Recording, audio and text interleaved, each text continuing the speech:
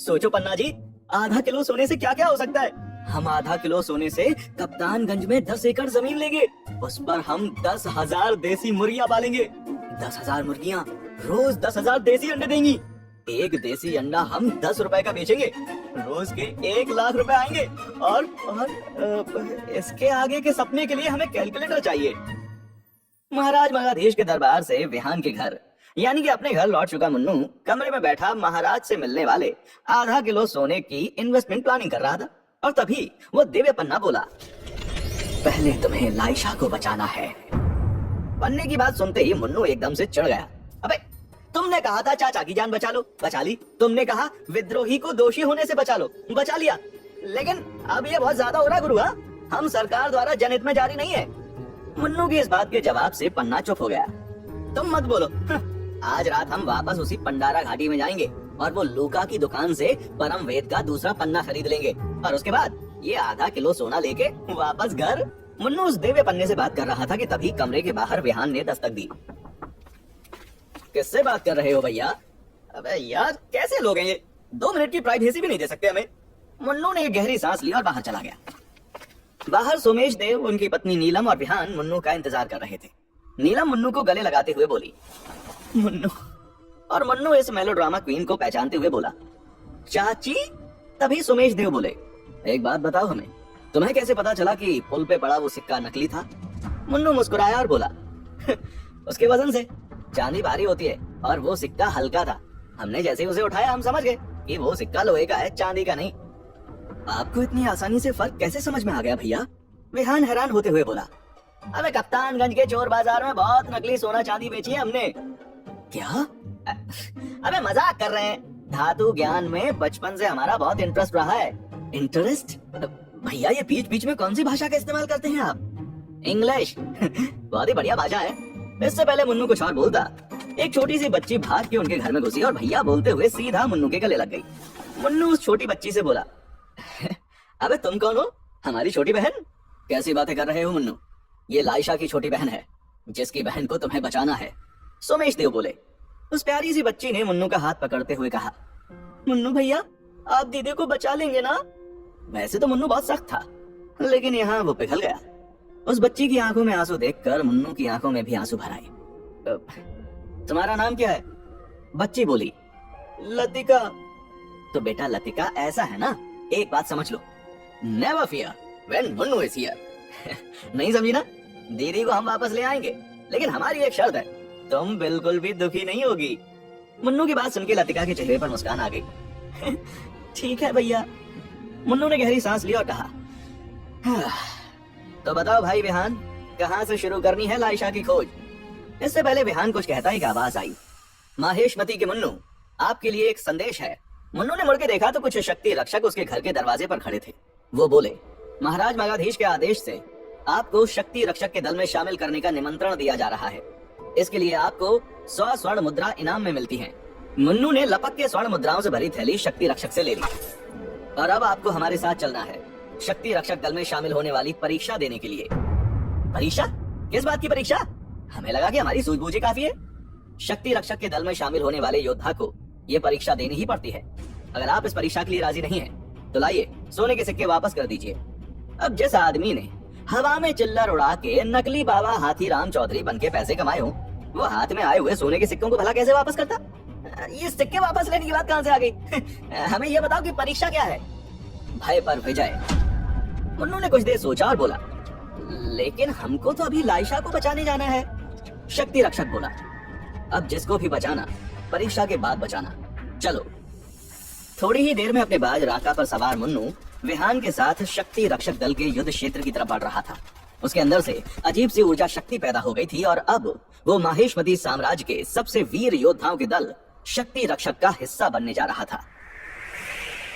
थोड़ी देर बाद मुन्नू शक्ति रक्षकों के दल के युद्ध क्षेत्र में उतर चुका था। शक्ति रक्षकों के युद्ध क्षेत्र के बीचों बीच बना हुआ था एक शक्ति स्तंभ और उसके सामने खड़ा था शक्ति रक्षक दल का सरदार अजीत सिंह। उस युद्ध क्षेत्र में अजीत सिंह की आवाज गूंज उठी।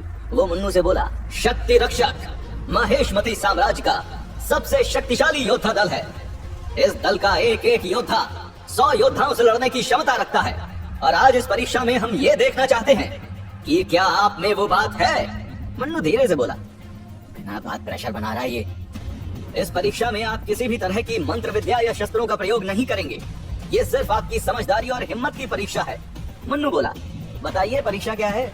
आपको इस युद्ध क्षेत्र में मुकाबला करना है अपने सबसे बड़े डर से, यानी कि अपने भय पर विजय पानी है आपको। तो ये भय लड़ने कहाँ से आएगा मुझसे? मेरे दिमाग के अंदर से। मन्नू की बात सुनकर अजीत सिंह बोला, आप यहाँ इस शक्ति स्तंभ के पास लगे यंत्र को अपने माथे पर लगाएंगे। मन्नू ने देखा कि सोने और चांदी के धातु से बना एक हेलमेट कुछ सोने की तारों से उस काले पत्थर से बने शक्ति स्तंभ से जुड़ा हुआ था।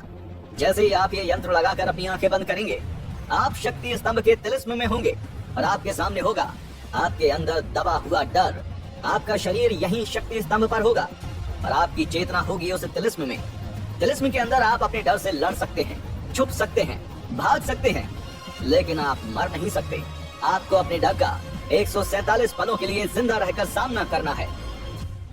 अबे वीडियो गेम खेलनी है, हेलमेट पहनकर। मन्नू की बात सुनकर अजीत सिंह उसे अजीब तरह से देखने लगा और फिर बोला, ये लड़ाई सचमुच की लड़ाई नहीं है, एक तिलिस्म है। तो आपको शारीरिक चोट नहीं लगेगी, लेकिन जब आप इस तिलिस्म में होंगे तो सब सच लगेगा। घबराहट में दिल का दौरा आ सकता है या दिमाग उस डर से शायद कभी बाहर ही ना आ पाए। इसीलिए किसी भी समय अगर आपको इस तरह की परेशानी महसूस हो तो आप बस एक बार बोलेंगे शक्ति खंडम और आपके ये कहते ही तिलिस्म टूट जाएगा। और अगर 147 पलों तक हमारा डर हमें नहीं मार पाया तो ये परीक्षा में पार हो जाएंगे हम। हाँ तो आइए शुरू करते हैं। ये कहकर मुन्नू आगे बढ़ा और उसने वो यंत्र अपने सर पर पहन लिया। जैसे ही मुन्नू ने वो यंत्र पहना, अजीत सिंह को एक क्रिस्टल के गोले में मुन्नू के दिमाग में चल रहे तिलिस्म का दृश्य दिखना शुरू हो गया था। तूफानी रात में बिजली कड़क रही थी। मुन्नू कुंदनगढ़ के घने जंगलों में खड़ा था और एक सुनहरा सांप लिपटा हुआ था उसके शरीर से, जो बार बार उसे गर्दन पर काट रहा था।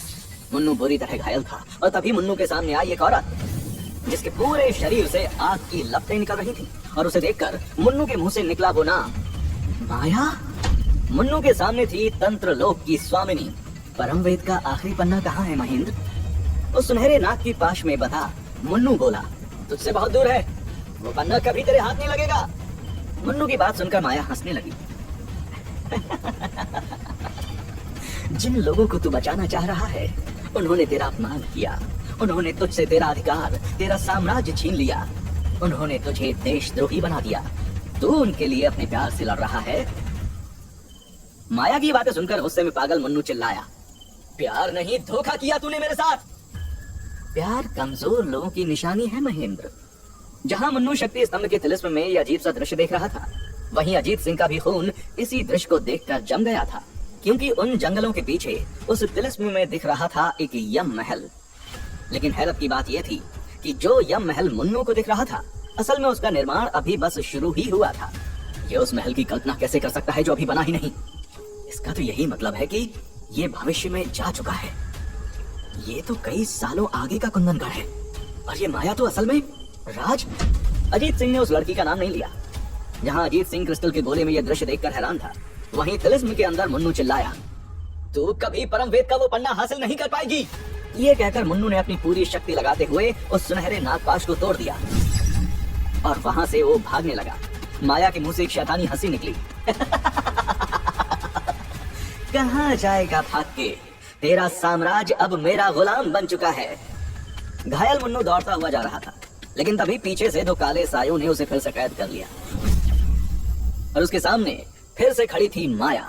माया के शरीर पर जल रही आग बुझ चुकी थी और अब एक पतले सूती कपड़े में ढका माया का शरीर मुन्नू के सामने था। मुन्नू ने अपनी जिंदगी में इतनी खूबसूरत लड़की नहीं देखी थी। लंबा कसा हुआ शरीर, गोरा रंग, नीली आंखें, भरे होंठ, काले घने बाल, किसी अप्सरा की तरह दिख रही थी माया। उन शैतानी सायों की कैद में छटपटा रहे मुन्नू से वो बोली, रुद्र के वंशज वीर महेंद्र, अपनी तीसरी आंख की शक्ति को खोल और बता मुझे कहां छुपाया है तूने परम वेद का वो पन्ना, ताकि मैं बन जाऊं इस ब्रह्मांड के सभी 9 आयामों की स्वामिनी। कभी नहीं माया, कभी नहीं। जहां तिलिस्म के अंदर काली शक्ति के ऊर्जा घेरे में कैद हो गया था मुन्नू का शरीर, वहीं तिलिस्म के बाहर शक्ति स्तंभ से निकल रही थी तेज ऊर्जा। एक जलती हुई मशाल की तरह प्रज्वलित हो गया था वो शक्ति स्तंभ और वो पूरे कुंदनगढ़ में बह रही बिजली को अपने अंदर सोख रहा था।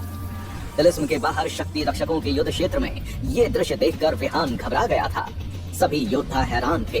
अजीत सिंह बुदबुदाया, ये वीर योद्धा रुद्र की तीसरी आंख की बात कर रही है। मन्नू के शरीर में झटके लग रहे थे, उसकी सांसें धीमी पड़ रही थी। अजीत सिंह बोला, मन्नू तिलिस्म तोड़ दो, बोलो शक्ति खंडम। तिलिस्म के अंदर माया मुन्नू की तीसरी आंख की शक्ति खोलने ही वाली थी, लेकिन मुन्नू के अभी 147 पल पूरे नहीं हुए थे। वो बोला, तेरी तीसरी आंख की शक्ति से तू समय की अनंत धारा में छुपा परम वेद का वो आखिरी पन्ना ढूंढना चाहती है ना? नहीं माया, मैं मर जाऊंगा पर तेरे हाथ वो शक्ति नहीं लगने दूंगा। माया ने अपनी मंत्र शक्ति से मुन्नू पर एक ऊर्जा का वार किया। मुन्नू को अचानक से एहसास हुआ कि ये क्या बातें कर रहा है वो इस अजीब सी औरत से। वो खुद से बोला, ये सब सच नहीं है, ये सपना है। माया हंसी, सपना नहीं सच है ये। इस तिलिस्म में आकर तू एक बार फिर मुझसे जुड़ गया है, समय के उसी पल में जहां से तू पिछली बार भागा था। मुन्नू के दिल की धड़कन बंद हो रही थी। अजीत सिंह ने फिर से कहा, इतनी सहन शक्ति पहली बार किसी में देखी है। मुन्नू बोलो शक्ति खंडम। मुन्नू मुसीबत से भागना जानता था, हारना नहीं। अगले ही पल में माया ने पूरी ताकत से एक ऊर्जा का वार किया मुन्नू को। मुन्नू के मुंह से एक भयानक चीख निकली और एकदम से उसकी दोनों आंखों के बीच एक लकीर बन गई और कुछ आंख जैसा वहां पर दिखने लगा। और उसी पल मुन्नू के अंदर से आई एक अजीब सी आवाज, मुझ पर वार किया, घोर पाप किया, घोर पाप। हाँ, ये हुई ना बात महेंद्र, जगा जगा रुद्र का अंश। तभी मुन्नू की तीसरी आंख खुली और एक अंधा कर देने वाली रोशनी का धमाका हुआ और तिलिस्म टूट गया। सब कुछ उस रोशनी में जलकर खाक हो गया, लेकिन धमाका सिर्फ तिलिस्म में नहीं हुआ था, बाहर कुंदनगढ़ में भी भूचाल आ गया था। सभी ऊर्जा यंत्र जल गए थे, पूरे शहर में दौड़ रही विद्युत ऊर्जा चली गई थी। अजीत सिंह हैरान था, पिछले 20 सालों में उसने ऐसा योद्धा नहीं देखा था। मुन्नू की तीसरी आंख खुल गई थी, लेकिन उसकी सांसें बंद हो चुकी थी। क्या थी